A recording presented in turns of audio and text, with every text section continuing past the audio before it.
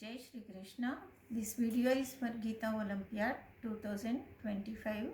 నేను ఇప్పుడు 4వ అధ్యాయం చదువుతున్నా. ఓం శ్రీ పరమాత్మనే నమః. అథ చతుర్థోऽధ్యాయః. శ్రీ భగవానువాచ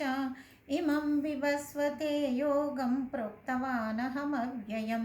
వివస్వాన్మనవే ప్రాహ మనురిక్ష్వాకవే బ్రవీత్ एवं परंपरा प्राप्तम् इमं राजर्षयो विदुः सकाले नेह महता योगो नष्टः परन्तप स एवायं मया तेद्या योगप्रोक्तः पुरातनः भक्तोऽसि मे सखा चेति रहस्यं ह्येतदुत्तमम् अर्जुन उवाच अपरं भवतो जन्म परं जन्म विवस्वतः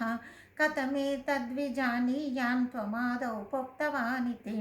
श्रीभगवानुवाच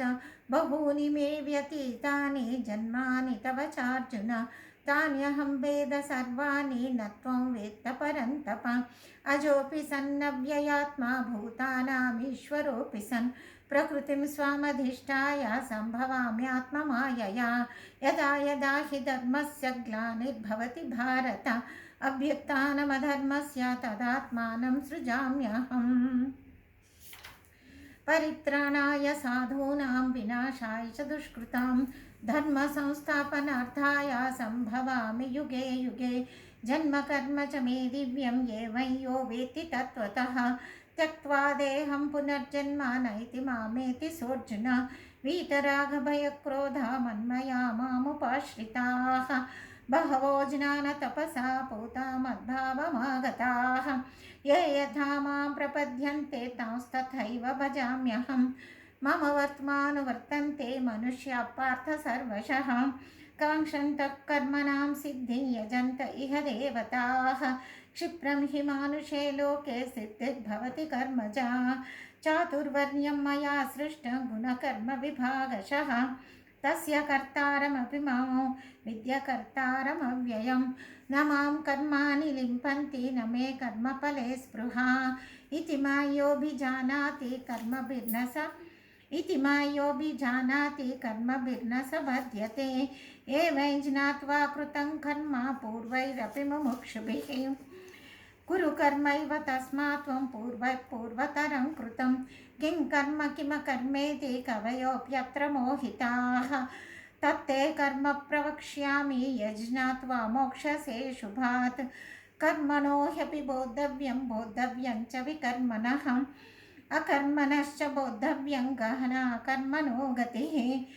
कर्मण्यकर्म यः पश्येत् अकर्मणि च कर्म यः स बुद्धिमान् मनुष्येषु स युक्तः कृत्स्नकर्मकृत् यस्य सर्वे समारम्भाः कामसङ्कल्पवर्जिताः ज्ञानाग्निदग्धकर्माणं तमाहुः पण्डितं बुधाः त्यक्त्वा कर्मफलासङ्गं नित्यतृप्तो निराश्रयः कर्मण्यभिप्रवृत्तोऽपि नैव किञ्चित् करोति सः निराशीर्यत चित्तात्मा त्यक्तसर्वपरिग्रहः शारीरं केवलं कर्म कुर्वन्नाप्नोति किल्बिषं यदृच्छालाभसन्तुष्टो द्वन्द्वातीतो विमत्सरः समसिद्धावसिद्धौ च कृत्वापि न निबध्यते गतसङ्गस्य मुक्तस्य ज्ञानावस्थितचेतसः यज्ञायाचरतः कर्म समग्रं प्रविलीयते ब्रह्मार्पणं ब्रह्महविर्ब्रह्माग्नौ ब्रह्मणाहुतं ब्रह्मैव तेन गन्तव्यं ब्रह्मकर्मसमाधिना दैवमेवापरे यज्ञयोगिनः पर्युपासते ब्रह्माज्ञावपरे यज्ञेनैवोपजुह्वति श्रोत्रादीनीन्द्रियाण्यन्ये संयमाग्निषु जुह्वति शब्दादीन् विषयानन्या इन्द्रियाग्निषु जुह्वति सर्वाणीन्द्रियकर्माणि प्राणकर्माणि चापरे आत्मसंयमयोगाग्नौ जुह्वति ज्ञानदीपिते द्रव्ययज्ञास्तपो यज्ञा योगयज्ञास्तथा परे स्वाध्यायज्ञानयज्ञाश्च यतयः संशितव्रताः अपाने जुह्वति प्राणं प्राणे पानं तथा परे प्राणापानगतिरुद्ध्वा प्राणायामपरायणाः अपरे नियताहारा प्राणान् प्राणेषु जुह्वति सर्वेप्येते यज्ञविदो यज्ञक्षपितकल्मषाः यज्ञशिष्टामृतभुजो यान्ति ब्रह्म सनातनं नायल्लोकोऽस्त्य यज्ञस्य कुतोऽन्यः कुरु सत्तमा एवं बहुविधा यज्ञा वितता ब्रह्मणो मुखे कर्मजान् विद्धितान् सर्वान् एवं ज्ञात्वा विमोक्ष्यसे श्रेयान् द्रव्यमयाद्यज्ञा ज्ञानयज्ञः परन्तप सर्वं कर्माखिलं पार्थ ज्ञाने परिसमाप्यते तद्विद्धि प्रणिपातेन परिप्रश्नेन सेवया उपदेक्ष्यन्ति ते ज्ञानं ज्ञानिनस्तत्त्वदर्शिनः यज्ञात्वा न पुनर्मोहमेव यास्यसि पाण्डव येन भूत्वान्यशेषेण द्रक्ष्यस्यात्मन्यथो मयि अपि चेदसि पापेभ्यः सर्वेभ्यः पापकृत्तमः सर्वं ज्ञानप्लवेनैव वृजिनं सन्तरिष्यसि यथैतांसि समिद्धोऽग्निर्भस्मसात् कुरुतेऽर्जुन ज्ञानाग्निः सर्वकर्माणि भस्मसात् कुरुते तथा